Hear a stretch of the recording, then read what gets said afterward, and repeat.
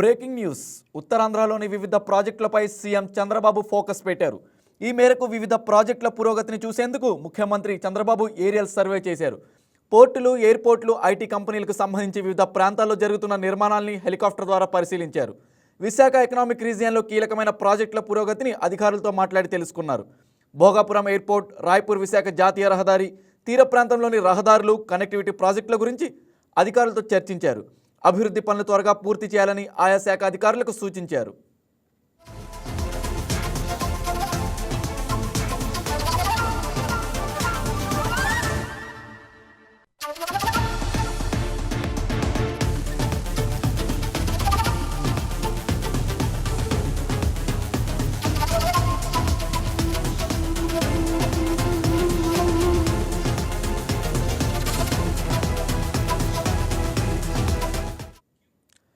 Visakhapatnam economic region సమగ్ర అభివృద్ధికి పక్కా ప్రణాళికతో ముందుకు సాగాలని ముఖ్యమంత్రి చంద్రబాబు దిశానిర్దేశం చేశారు.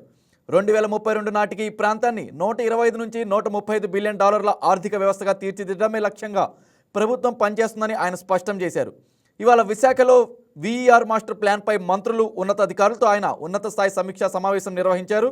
ఈ భేటీలో వీఈఆర్ పరిధిలోకి వచ్చే 9 జిల్లాల కలెక్టర్లు, ప్రజాప్రతినిధులు పాల్గొన్నారు.